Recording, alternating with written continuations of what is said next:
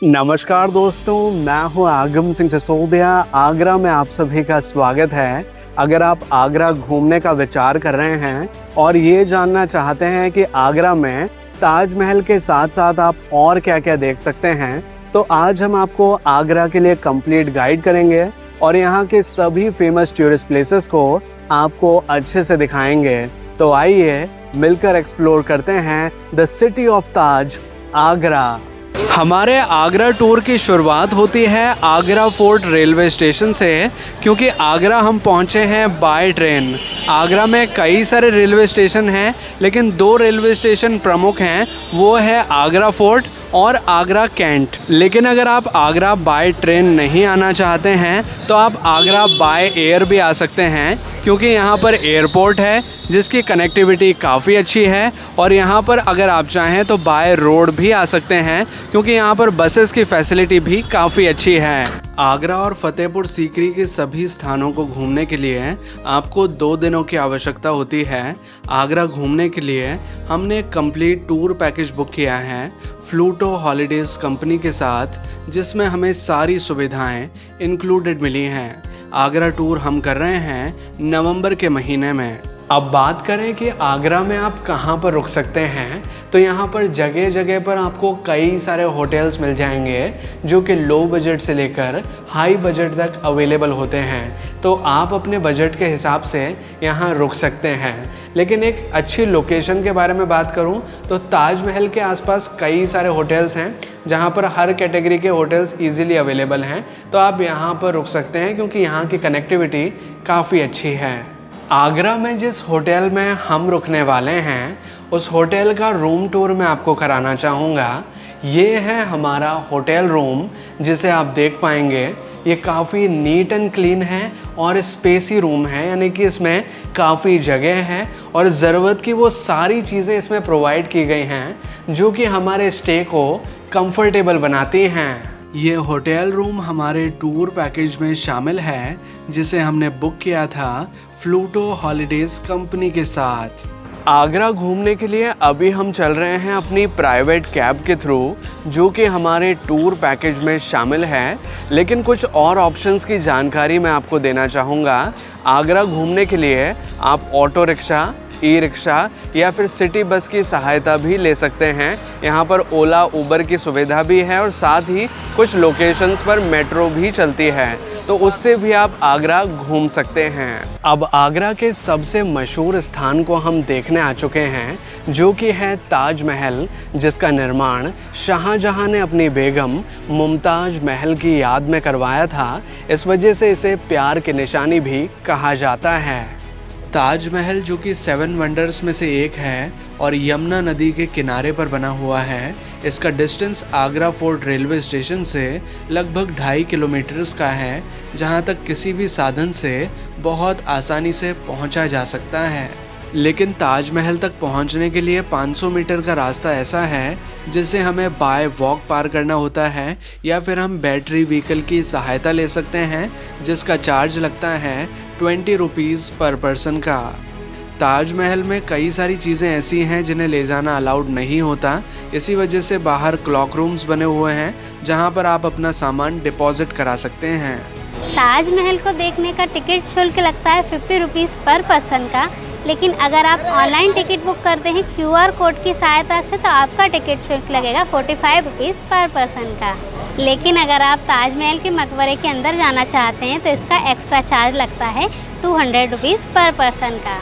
कुल मिलाकर ताजमहल के पूरे परिसर को अंदर और बाहर से देखने का टिकट शुल्क लगता है 250 रुपीज़ पर पर्सन का। लेकिन मैं आपके साथ कुछ अपनी एडवाइस शेयर करना चाहूँगा कि अगर आप ताजमहल के साथ अच्छे पिक्चर्स क्लिक करना चाहते हैं या फिर कुछ रील्स वगैरह बनाना चाहते हैं, तो आप बाहर का टिकट भी ले सकते हैं, यानी कि 50 रुपीज़ का, जिसमें कि पूरे परिसर में आप घूम सकते हैं और अच्छे पिक्चर्स क्लिक कर सकते हैं।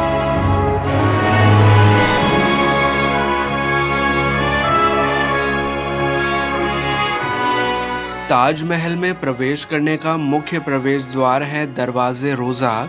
मुख्य द्वार से देखने पर ताजमहल पास और बड़ा लगता है, लेकिन जैसे जैसे हम द्वार से अंदर की ओर प्रवेश करते हैं तो ताजमहल का अनुपात बदलने लगता है। ताजमहल दूर और छोटा दिखाई देता है और इसे कहा जाता है ऑप्टिकल इल्यूजन।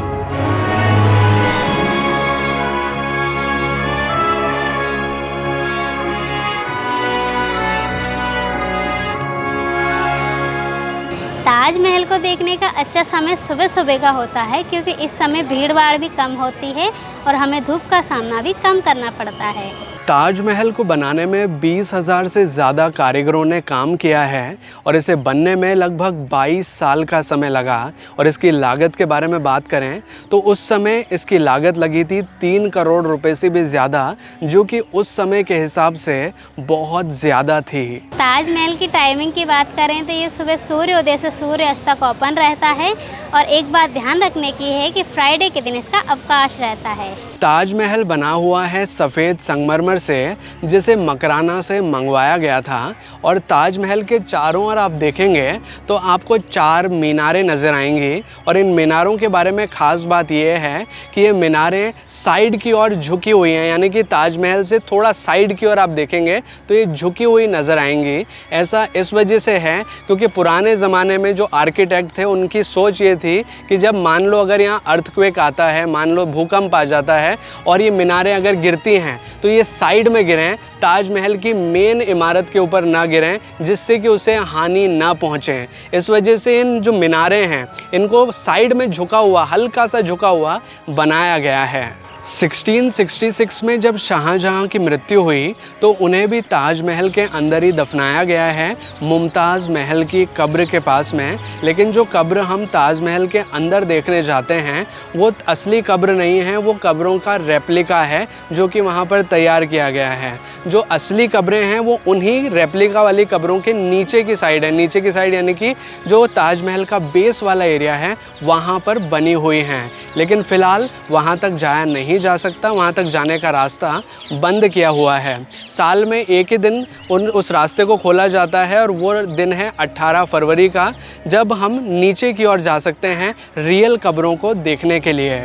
ताजमहल के जो दोनों साइड स्ट्रक्चर्स बने हुए हैं उनके बारे में मैं आपको जानकारी देना चाहूँगा। जो आप लेफ़्ट साइड में स्ट्रक्चर देख रहे हैं वो एक मस्जिद है जो कि उस ज़माने में बनाई गई थी। आज भी यहाँ पर नमाज अदा की जाती है फ्राइडे के दिन। और ताजमहल के जो राइट वाला स्ट्रक्चर आप देख रहे हैं वो दिखने में तो लेफ़्ट वाले स्ट्रक्चर के समान ही नज़र आता है, लेकिन वो मेहमानों के रुकने की जगह हुआ करती थी। ताजमहल के साथ अगर आप अच्छे पिक्चर्स क्लिक करना चाहते हैं तो ताजमहल के ठीक सामने एक प्लेटफॉर्म बना हुआ है, उसके ऊपर आप आ सकते हैं और वहाँ से ताजमहल के साथ बहुत अच्छे पिक्चर्स क्लिक कर सकते हैं। ताजमहल को देखने में आपको लगभग 1 से 2 घंटे का समय लगेगा, लेकिन अगर आप चाहें तो यहाँ और समय भी बिता सकते हैं।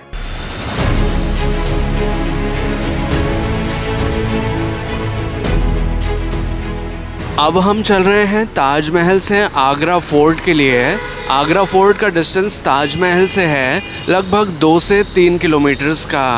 आगरा फोर्ट को देखने का टिकट शुल्क लगता है 40 रुपीज़ पर पर्सन का, लेकिन अगर आप इस टिकट को ऑनलाइन बुक करते हैं QR कोड की सहायता से तो ये टिकट आपको पड़ेगा 35 रुपीज़ पर पर्सन का। आगरा फोर्ट के ओपनिंग एंड क्लोजिंग टाइमिंग के बारे में बात करें तो ये सनराइज़ टू सनसेट ओपन होता है और ये सब दिन ओपन रहता है, यानी कि इसका कोई हॉलीडे नहीं होता। आगरा फोर्ट को बनाया 4 किंग 4 जनरेशन है। इसे 3rd मुगल किंग अकबर ने बनाया 1565 में एंड 1573 में कंप्लीट किया। टोटल 8 इयर्स में ये आगरा फोर्ट बनकर तैयार हुआ, फिर जनरेशन बाय जनरेशन इसको ऐड करते गए। सो ये देखेंगे हम लोग यहाँ से स्टार्ट करेंगे। ये जहांगीर का पैलेस है। इस पैलेस को अकबर ने बनाया, ये लिविंग पैलेस जहांगीर का है।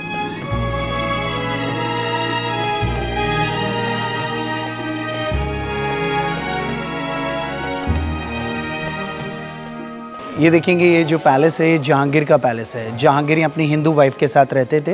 ये उनका बेडरूम होता था, नैन कक्ष जिसको बोला जाता है। दरवाजे नहीं होते थे उस टाइम पर, पर्दे से इसको कवर करते थे, कर्टेन से। ये जितने भी रूम्स बने ना ये उनके हरम्स लेडीज़ रूम्स है। जो अकबर की हरम्स होती थी अराउंड लाइक 300 से 400 समथिंग होती थी, वो यहाँ पर वो हरम्स रहती थी। ये शाहजहां मुमताज़ का मास्टर बेडरूम है। दिस वाज अ खास महल, मार्बल से बनाया गया। इस जगह भी दरवाजों का इस्तेमाल नहीं होता था, पर्दे से इसको कवर करते थे। शाहजहाँ मुमताज़ से टोटल 14 बच्चे हुए थे, 14 चिल्ड्रंस, जिसमें से 8 की डेथ हो गई थी, 6 बच्चे थे। उसमें 4 सन एंड 2 डॉटर्स। डॉटरों का मैरिज नहीं हुआ, तो उनके जो महल बनाए डोली शेप में, मतलब पालकी। तो यहाँ पर आप देखेंगे राइट साइड पे पालकी शेप में बना हुआ छोटी बेटी का महल है, और लेफ्ट साइड पे बड़ी बेटी जहांनारा का महल है। बड़ी बेटी बताई जाती है उनकी फेवरेट होती थी, वो पैलेस मार्बल से बनाया गया, और छोटी बेटी अनफेवरेट होती थी, वो लाल पत्थर प्लास्टर से बनाया गया। पार्शलिटी, बिकॉज मुमताज़ की जो डेथ हुई थी वो चाइल्ड बर्थ टाइम पर हुई थी, वो लास्ट बेटी रोशनारा थी, इसलिए उनको अनलक्की मानते थे।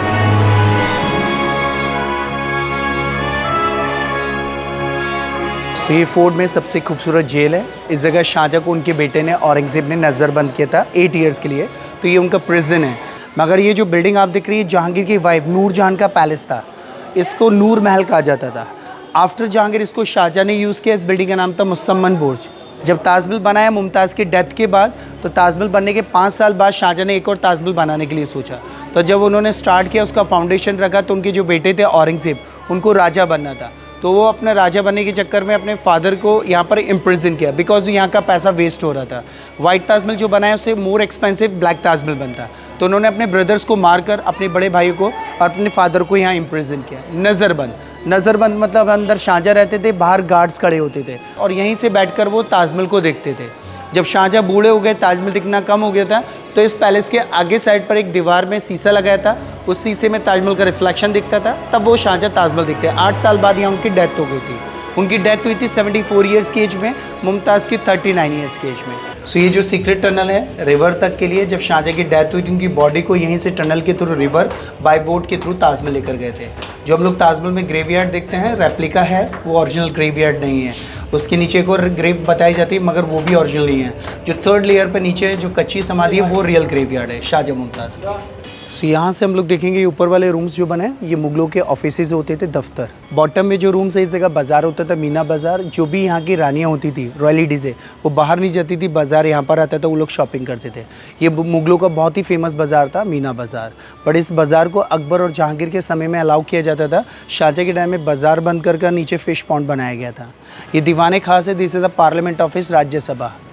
जो भी मुगलों का किंग एंड मिनिस्टर्स का ऑफिशियल कॉन्फिडेंशियल मीटिंग होता था, वो यहाँ करते थे, लाइक अ पार्लियामेंट ऑफिस।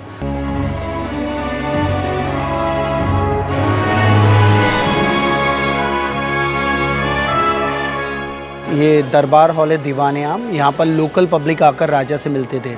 जो भी उनकी फरियाद होती थी, वो यहाँ पर अपनी फरियाद लेकर आते थे। आम जनता बादशाह से मिलते थे, बादशाह उनकी प्रॉब्लम सुनते थे। ये कोर्ट था दीवाने आम। अब आगरा फोर्ट को हमने गाइड की सहायता से एक्सप्लोर कर लिया है। गाइड का नॉर्मली शुल्क लगता है 1200 से 1400 रुपये का, और आगरा फोर्ट को देखने में आपको लगभग 1 से 1.5 घंटे का समय लगेगा।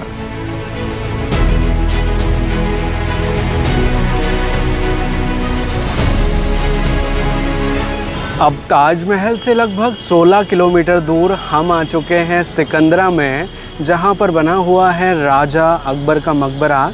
इस मकबरे को देखने का टिकट शुल्क लगता है 30 रुपीज़ पर पर्सन का। अभी जो आप हमारे पीछे द्वार देख रहे हैं, ये अकबर टॉम्ब का मुख्य द्वार है, जो कि लाल बलुआ पत्थर और संगमरमर से बना हुआ है।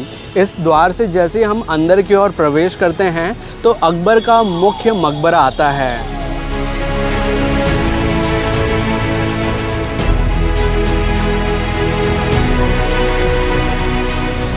अकबर के इस मकबरे की खास बात है कि इस मकबरे को अकबर ने अपनी मृत्यु से पहले ही बनवाना शुरू कर दिया था, लेकिन ये पूरा कंप्लीट नहीं हो पाया और बीच में ही अकबर की मृत्यु हो गई 1605 में। तो अकबर को यहाँ दफनाया गया, लेकिन इस मकबरे का पूरा निर्माण ख़त्म हुआ 1613 में, और इसका निर्माण करवाया था उनके पुत्र जहांगीर ने।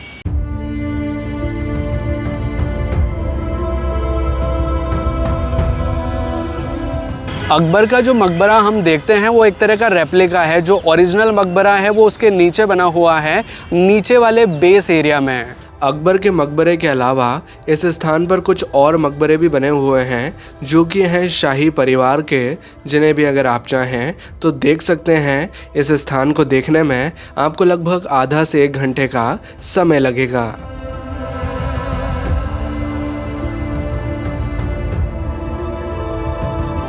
अकबर के मकबरे से लगभग आधा से 1 किलोमीटर दूर अब हम आ चुके हैं जोधाबाई का मकबरा देखने, जिसे मरियम उज ज़मानी भी कहा जाता है। इस मकबरे को देखने का टिकट शुल्क लगता है 20 रुपीज़ पर पर्सन का, और ये मकबरा सनराइज से सनसेट तक ओपन रहता है। जोधाबाई की मृत्यु हुई थी 1623 में, और जब उनकी मृत्यु हुई तो उन्हें यहाँ पर दफनाया गया था। और इस मकबरे का निर्माण शुरू हुआ था 1623 में, और ये बनकर तैयार हुआ था 1627 में।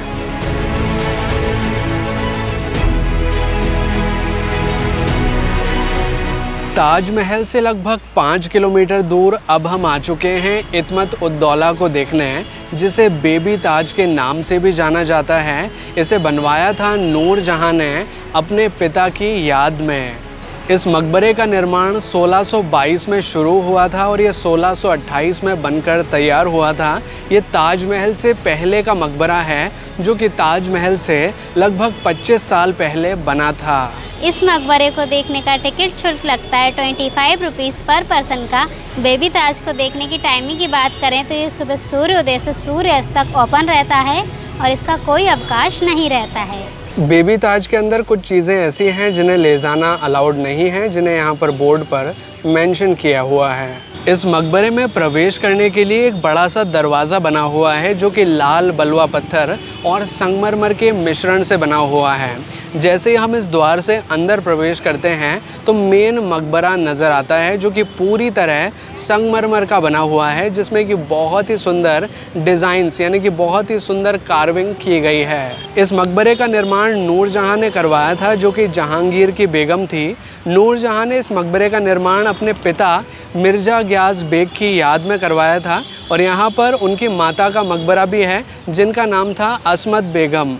इत्मत उद्दौला को बेबी ताज इस वजह से भी कहा जाता है क्योंकि इसका निर्माण ताजमहल से लगभग 25 साल पहले ही हो गया था, और ये ताजमहल की प्रेरणा में एक बहुत बड़ी भूमिका अदा करता है, क्योंकि ताजमहल के जो निर्माण किया गया है वो यहीं से देखकर किया गया है। वैसे ताजमहल कई सारी चीज़ों से इंस्पायर्ड होकर बना हुआ है, जैसे कि हुमायूं टॉम्ब, ये बेबी ताज, इस तरह की कई सारी चीज़ों से कुछ चीज़ें लेकर के ताजमहल में लगाई गई है। लेकिन ताजमहल से 25 साल पहले ही बन गया था, इस वजह से इसे बेबी ताज कहा जाता है। इसके निर्माण के सन के बारे में बात करें तो 1622 में इसको बनाना शुरू किया गया था और 1628 में ये बनकर तैयार हुआ था, और ये दिखने में कुछ ताजमहल जैसे ही नज़र आता है, इस वजह से इसे बेबी ताज कहा जाता है।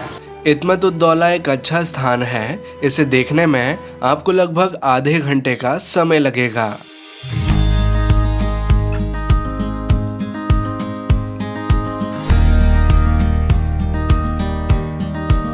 अब ताजमहल से 6 किलोमीटर दूर हम आ चुके हैं मेहताब बाग में। देखने में तो ये गार्डन ताजमहल के जस्ट बिल्कुल बैक साइड में ही लगता है, लेकिन यमुना नदी आती है बीच में, तो यमुना नदी को क्रॉस करके जब हम आते हैं तो रूट पे ये पड़ता है लगभग 6 किलोमीटर का। इस वजह से 6 किलोमीटर का डिस्टेंस पार करके हम पहुंचते हैं मेहताब बाग में। अब मेहताब बाग के एक ऐसे एरिया में हम पहुंच चुके हैं जहां पर किसी ज़माने में शाहजहां काला ताजमहल बनवाना चाहते थे, ठीक उसी ताजमहल के यहाँ सामने, जो कि यमुना नदी के पार है। लेकिन उनका यह सपना पूरा नहीं हो पाया क्योंकि उनके बेटे औरंगज़ेब ने उन्हें जेल में डाल दिया था। मेहताब बाग को देखने का टिकट शुल्क लगता है 25 रुपीज़ पर पर्सन का, और अगर इसके ओपनिंग एंड क्लोजिंग टाइम के बारे में बात करें तो ये सुबह सनराइज से सनसेट तक ओपन रहता है। इस बाग को चांदनी बाग के नाम से भी जाना जाता है। ऐसा इस वजह से है क्योंकि चांदनी रात के दिन यहाँ से ताजमहल का नज़ारा बहुत सुंदर नज़र आता है, और अगर आप यहाँ पर शाम के समय में भी आते हैं तो आप सनसेट का नज़ारा यहाँ से काफ़ी अच्छा देखेंगे। और सनसेट के दौरान ताजमहल पे जब लाइट गिरती है तो इसके कलर भी बदलते हुए नज़र आते हैं। मेहताब बाग में जब आप आएंगे तो यहाँ पर भी आपको कई सारे सिटिंग एरियाज़ नज़र आएंगे, जहाँ पर बैठकर आप बहुत अच्छे पिक्चर्स क्लिक कर सकते हैं, और अगर आप चाहें तो यहाँ बैठकर ताजमहल को अच्छे से निहार सकते हैं। मेहताब बाग के पास में एक ताज व्यू पॉइंट बना हुआ है, जहां से चांदनी रात में ताजमहल को देखा जा सकता है। इस पॉइंट के चार्जेस कुछ इस प्रकार होते हैं।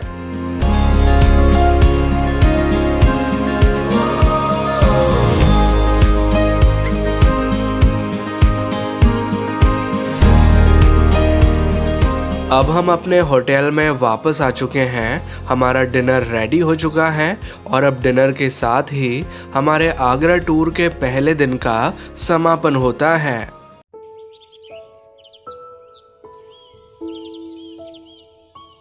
आज आगरा में हमारा दूसरा दिन है। हमारा ब्रेकफास्ट कंप्लीट हो चुका है और अब हम चल रहे हैं फतेहपुर सीकरी के लिए, जहां पर एक किला है जिसका निर्माण करवाया था अकबर ने। आगरा से फतेहपुर सीकरी का डिस्टेंस है लगभग 40 किलोमीटर्स का, जहां तक आप प्राइवेट कैब या बस की सहायता से बहुत आसानी से पहुंच सकते हैं।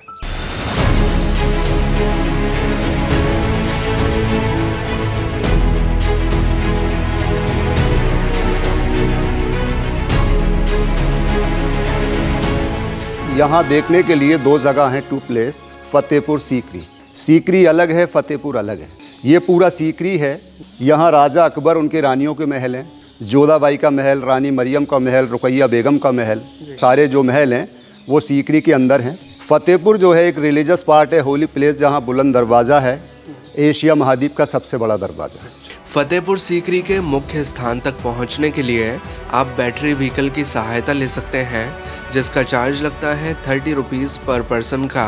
सीकरी के किले को देखने का टिकट चार्ज लगता है 50 रुपीज़ पर पर्सन का, लेकिन फतेहपुर का कोई टिकट चार्ज नहीं होता क्योंकि वो एक रिलीजियस पार्ट है। तो अब सबसे पहले हम स्टार्ट कर रहे हैं सीकरी के साथ, जो कि महलों वाला हिस्सा है।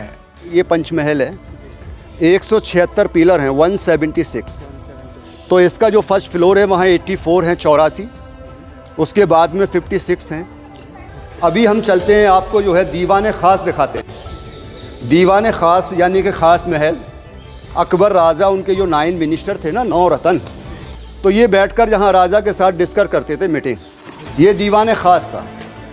राजा अकबर बीच में बैठते थे, वहाँ इसके ऊपर टॉप, और वहाँ बगली से उनके 9 रतन बैठते थे, मंत्री लोग। मंत्रियों का नाम बीरबल, तानसेन, मान सिंह, अब्दुल फजल फैजी, मुल्ला दो प्याजा, रहीम खाने खाना, भगवान दास। अभी ये जो तालाब है पीछे, राजा अकबर के टाइम में इसके अंदर गुलाब जल का पानी रहता था, रोज़ वाटर। तो राजा के 9 रतन थे ना, 9 मिनिस्टर, उनमें से एक तानसेन थे।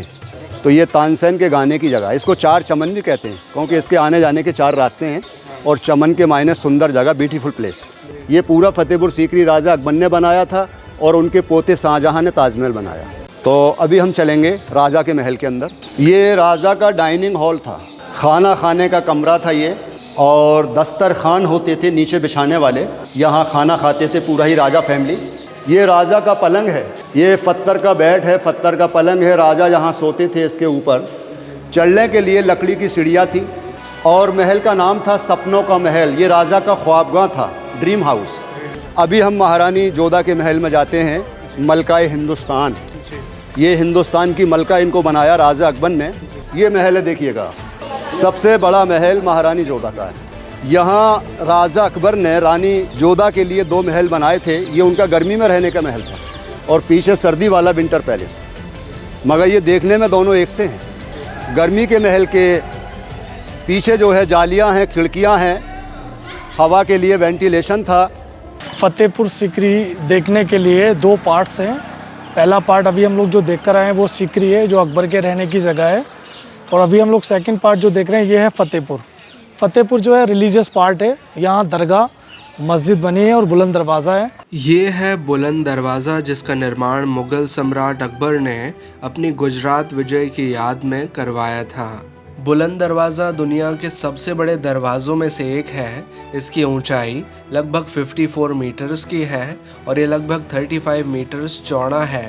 बुलंद दरवाज़ा लाल बलुआ पत्थर से बना हुआ है और इस तक पहुंचने के लिए लगभग 42 सीढ़ियां चढ़नी होती हैं।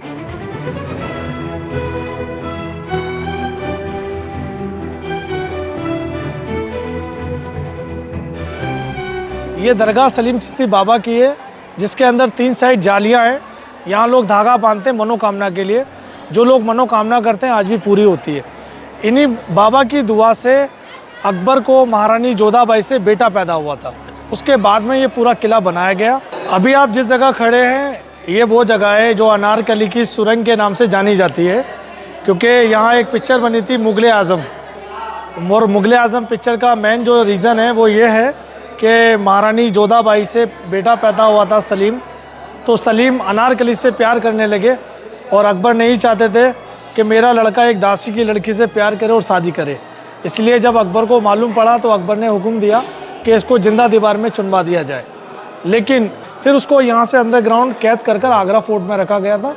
पर मतलब असली में चुनवाया था या फिर निकाला? नहीं, निकाल दिया था, चुनवाया नहीं गया था। नहीं, चुनवाने का कोई रीज़न नहीं है।